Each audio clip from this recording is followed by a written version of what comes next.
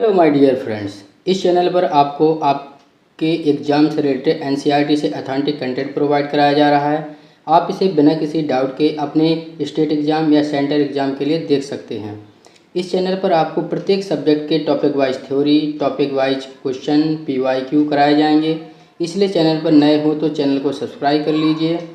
चलिए बिना समय वेस्ट किए अपने सेशन की शुरुआत करते हैं। आज का हमारा सीडीपी का पीवाईक्यू एनालिसिस में एपिसोड सेकंड है, जिसमें हम यूपी टेट का 2011 का 1 to 5 का क्वेश्चन के देखने जा रहे हैं। तो आज का हमारा पहला क्वेश्चन है बाल विकास एवं शिक्षण विधियों का। जो पहला क्वेश्चन है कि निम्न कक्षाओं में शिक्षण की खेल विधि आधारित है।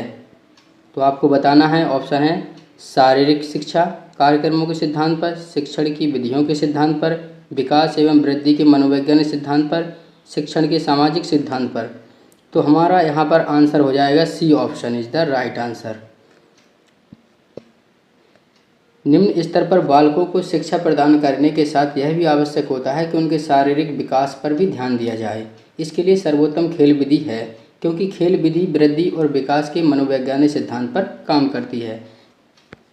नेक्स्ट क्वेश्चन है हमारा, डिसलेक्सिया संबंधित है मनोविकार से, गणितीय विकार से, पठन विकार से, व्यवहारिक विकार से। तो हमारा आंसर क्या हो जाएगा, ऑप्शन नंबर सी पठन विकार से। डिसलेक्सिया एक पठन संबंधी विकार होता है जिसमें बालक को अक्षरों को पहचानने में कठिनाई होती है तथा उनका अधिगम बाधित होता है, यानी वो सीखने में उन्हें दिक्कत आती है। इस प्रकार विकार को दूर करने के लिए शिक्षक को मौखिक कार्य एवं पर्याप्त अभ्यास पर बल देना चाहिए। नेक्स्ट क्वेश्चन है हमारा, विशेष रूप से ज़रूरतमंद बच्चों की शिक्षा का प्रबंध होना चाहिए। ऑप्शन है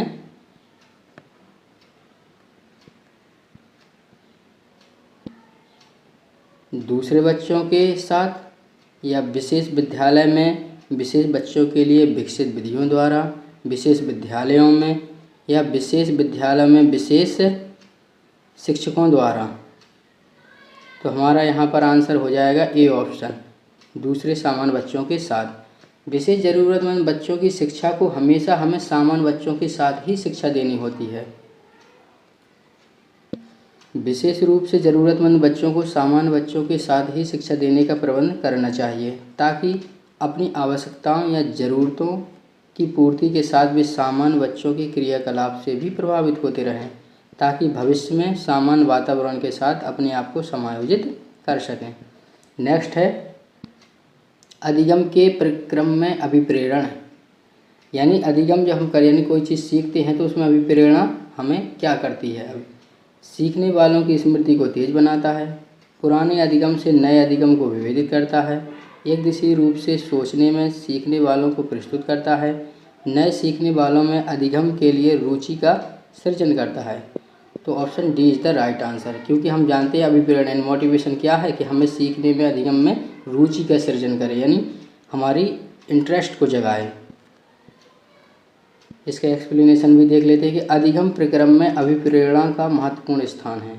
अभिप्रेरणा मतलब मोटिवेशन के माध्यम से सीखने वाले में अधिगम के प्रति रुचि यानी इंटरेस्ट उत्पन्न किया जा सकता है, जो अधिगम को प्रभावी बनाता है। अधिगम के प्रक्रम में रोचकता को बढ़ाने के लिए अभिप्रेरणा का प्रयोग करना चाहिए, ताकि बच्चों में अधिगम के प्रति रुचि एवं उत्सुकता बढ़ती रहे। नेक्स्ट है कक्षा 5 के न्यून दृष्टि वाले बच्चों को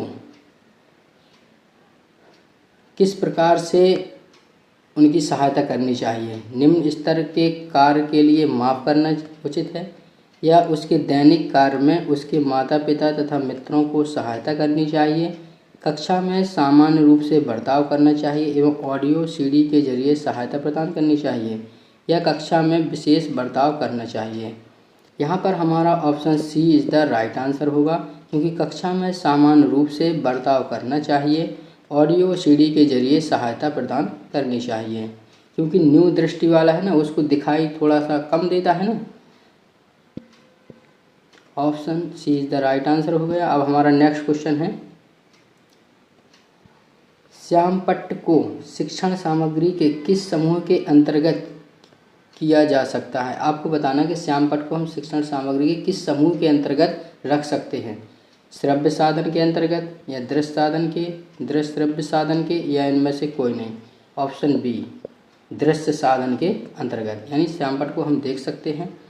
यानी वे साधन जिसमें बालक की दृश्य यानी दृष्टि देख सकते हैं, ज्ञानेंद्रियां आँख प्रेरित होती हैं, वे दृश्य शिक्षण सामग्री कहलाते हैं, जैसे श्यामपट्ट, मानचित्र, रेखाचित्र, मॉडल आदि।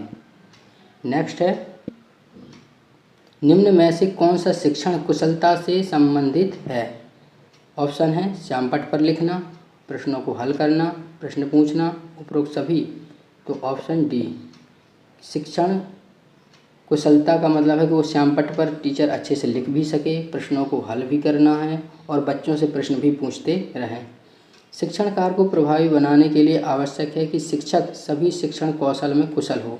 शिक्षण कौशल निम्न हैं। कौन कौन से शिक्षण कौशल हैं? तो श्यामपट्ट कौशल है कि श्यामपट्ट पर आप लिख सकते हैं। प्रश्न कौशल कि आप बच्चों से पढ़ा रहे हैं जो उससे पुटअप क्वेश्चन करा सकते हैं, खुद कर सकते हैं, ताकि एक इंटरेक्शन बना रहे। स्पष्टीकरण कौशल, प्रतिपुष्टि कौशल, ये सब क्या है? कौशल, शिक्षण के कौशल हैं। नेक्स्ट है, कक्षा में जो विद्यार्थी प्रश्न पूछते हैं उन्हें क्या सलाह दी जाएगी? ऑप्शन है कक्षा के बाद शिक्षक से मिलने की सलाह दी जाए, या कक्षा चर्चा में भाग लेने के लिए प्रोत्साहित किया जाना चाहिए, लगातार प्रश्न पूछने के लिए प्रोत्साहित करना चाहिए, स्वतंत्र रूप से उत्तर ढूंढने के लिए प्रोत्साहित करना चाहिए। तो ऑप्शन है कि लगातार, option C is the right answer है कि लगातार प्रश्न पूछने के लिए प्रोत्साहित करते रहना चाहिए। यानी जब हम कक्षा में शिक्षण कर रहे हों तो पढ़ाने के दौरान हम सोचें कि विद्यार्थी सक्रिय रूप से हमसे जुड़ा रहे और वो प्रश्न करता रहे। कक्षा शिक्षण के दौरान विद्यार्थी के प्रश्न पूछने पर उसकी उत्सुकता को शांत करने के लिए शिक्षक को उसकी समस्याओं का समाधान करना चाहिए तथा छात्र को विषय वस्तु संबंधी सार्थक प्रश्न पूछने को प्रोत्साहित करना चाहिए, ताकि विषय से संबंधित शिक्षण में उनकी रुचि बनी रहे, अधिगम बिना अवरोध के सतत यानी कंटिन्यू रूप से चलता रहे। नेक्स्ट है हमारा, शिक्षा की किंडरगार्टन पद्धति का प्रतिपादन किसने किया था? टी.पी. नन ने किया था, स्पेंसर ने किया था, फ्रॉवेल ने किया था, या मॉन्टेसरी ने किया था? तो आप जानते हैं किंडरगार्टन पद्धति का प्रतिपादन फ्रॉवेल ने किया था।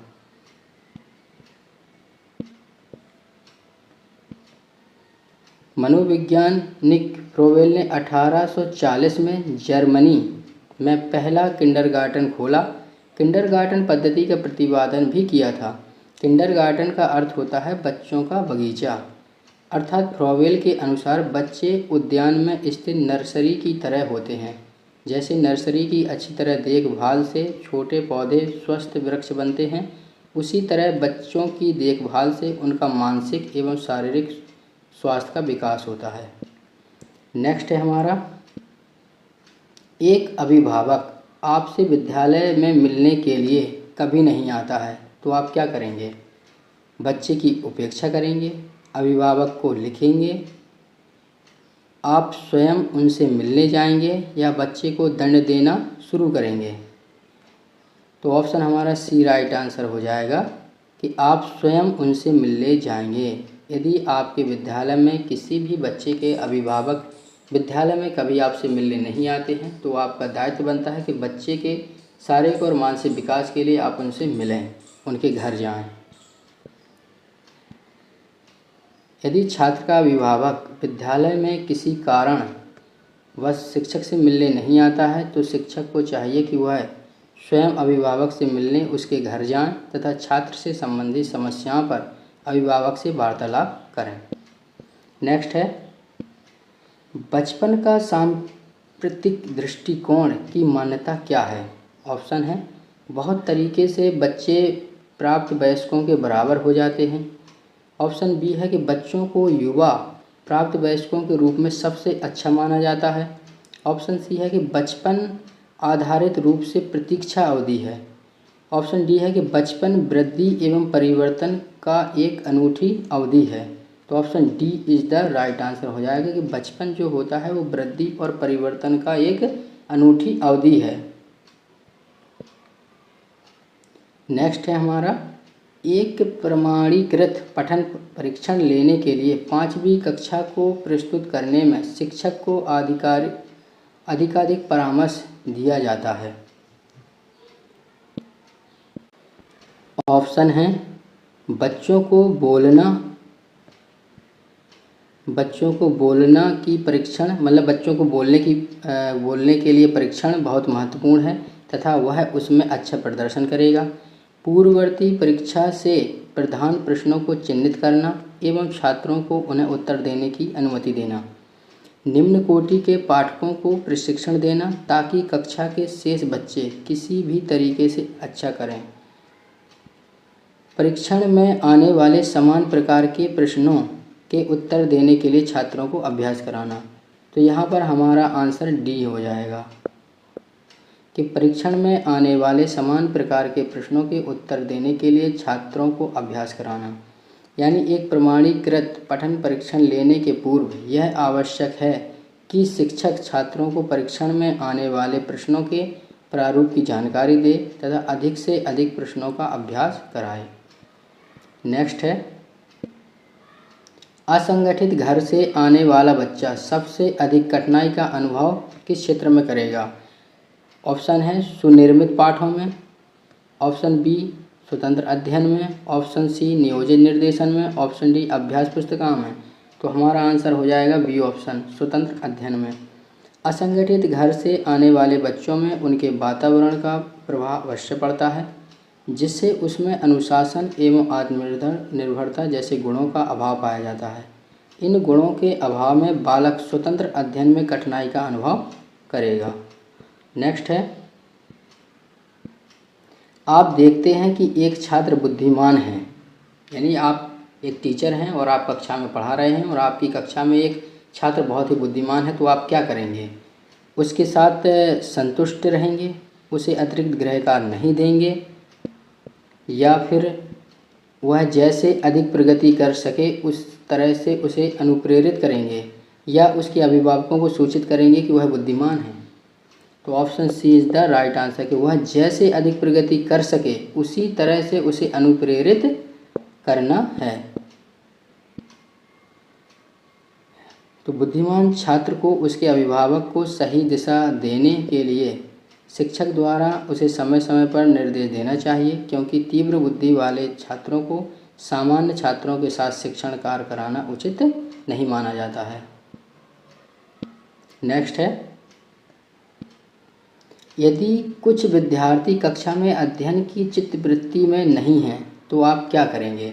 यानी जब आप शिक्षण कौशल कर रहे हैं, यानी से पढ़ा रहे हैं, और कुछ छात्र हैं जो पढ़ने में उनकी रुचि नहीं है, उनका मन नहीं लग रहा है, तो आप क्या करेंगे?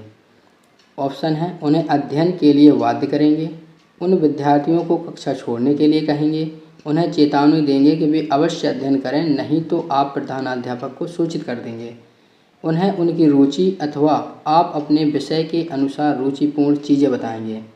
तो ऑप्शन यहाँ पर डी कि हम बच्चों को उन्हें जिस चीज़ में इंटरेस्ट है अथवा आप अपने विषय के अनुसार रुचिपूर्ण चीज़ें बताएंगे। Option D is the right answer.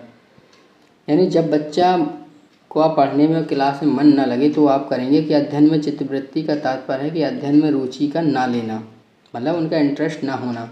अगर किसी छात्र द्वारा इस तरह की प्रवृत्ति अपनाई जाती है तो शिक्षक को अपने विषय वस्तु से संबंधित उनकी रुचि के अनुसार शिक्षण करना चाहिए।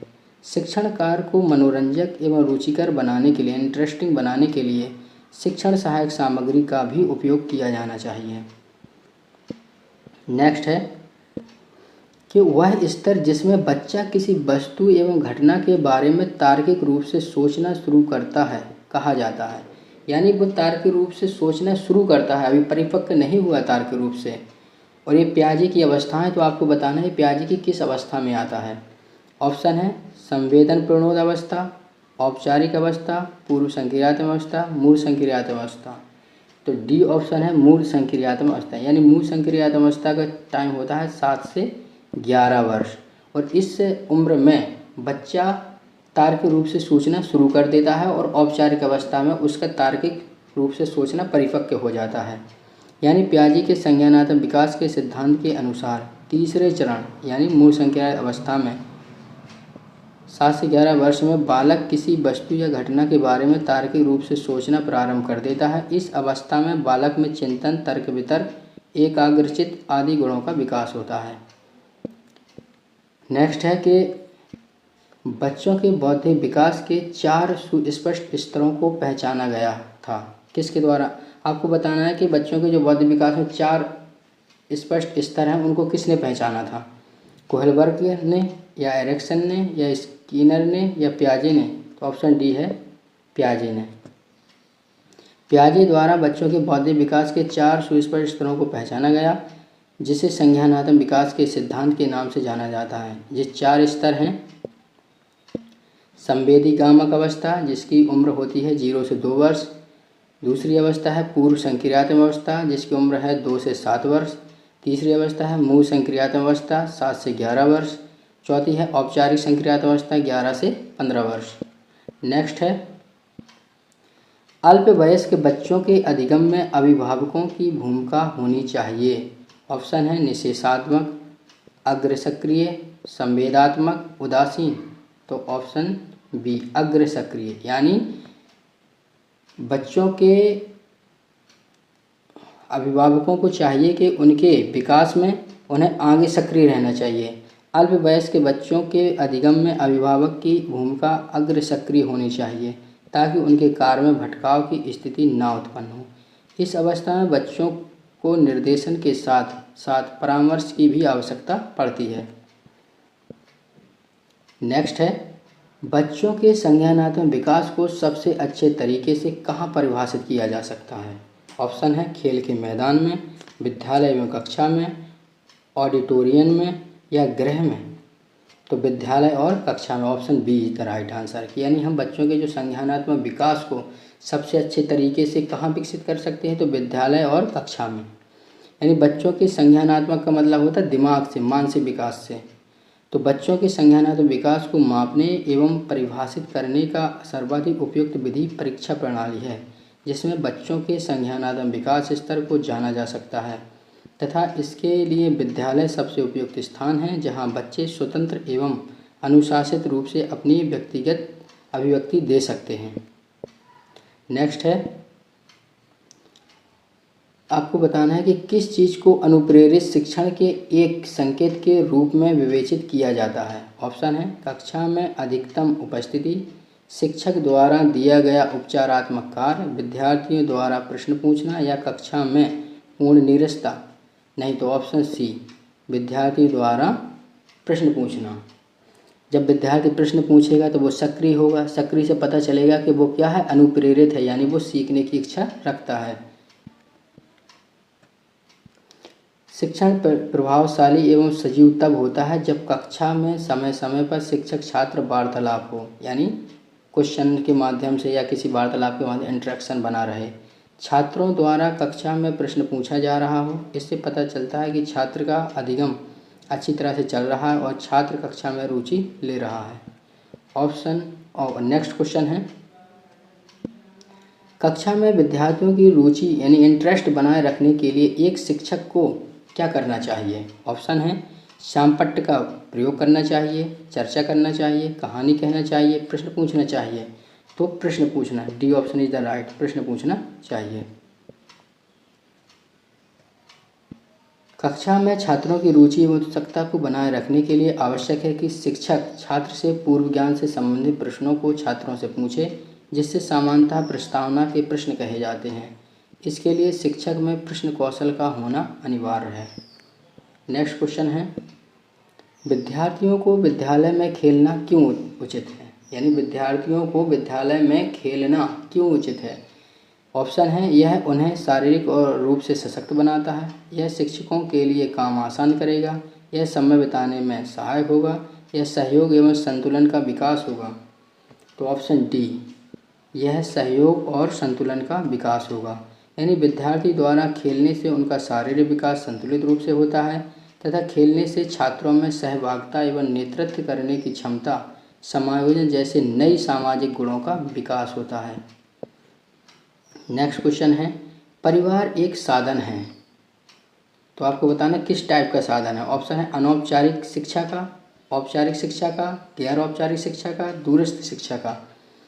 तो ऑप्शन ए इधर राइट आंसर हो जाएगा कि परिवार ही बालक का प्राथमिक विद्यालय होता है तथा माता पिता को ही बालक के प्रारंभिक शिक्षक माने जाते हैं। इनसे प्राप्त ज्ञान अनौपचारिक होता है तथा इसी ज्ञान से बालक में सामाजिक एवं नैतिक मूल्यों का विकास होता है। नेक्स्ट क्वेश्चन है, एक शिक्षक विद्यार्थियों में सामाजिक मूल्यों को विकसित कर सकता है, यानी एक टीचर जो होता है वो विद्यार्थियों में सामाजिक मूल्यों को किस तरह से विकसित कर सकता है। ऑप्शन है महान व्यक्तियों के बारे में बताकर, अनुशासन की अनुभूति को विकसित करके, आदर्श रूप में बर्ताव करके या उन्हें अच्छी कहानियाँ सुनाकर।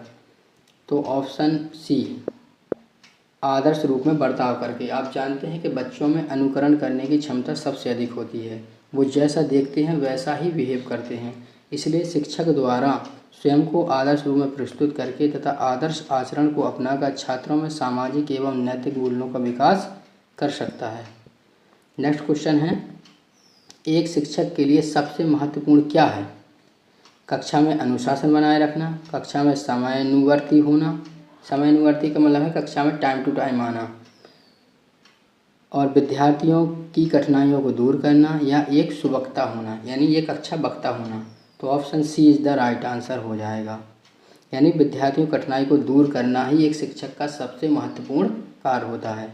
शिक्षक का कक्षा शिक्षण के समय कई कार्य एवं उत्तरदायित्व होते हैं, परंतु सबसे महत्वपूर्ण कार्य यह होता है कि वह छात्रों की समस्याओं का समाधान करे तथा उनकी उत्सुकता को शांत करें। नेक्स्ट क्वेश्चन है, आप एक अति सक्रिय बालक को कैसे सही दिशा में लाएंगे।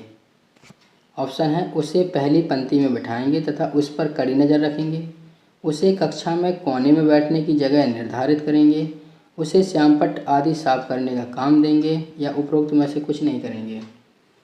तो ऑप्शन डी हम ऐसा कुछ भी नहीं करेंगे कि बालक सक्रिय है तो हम उसे पहली पंक्ति में ही बिठाएं, कड़ी नज़र रखें, या उसे कोने में बैठा दें, या श्यामपट्ट पर साफ करने को लगा दें, तो ऐसा नहीं है।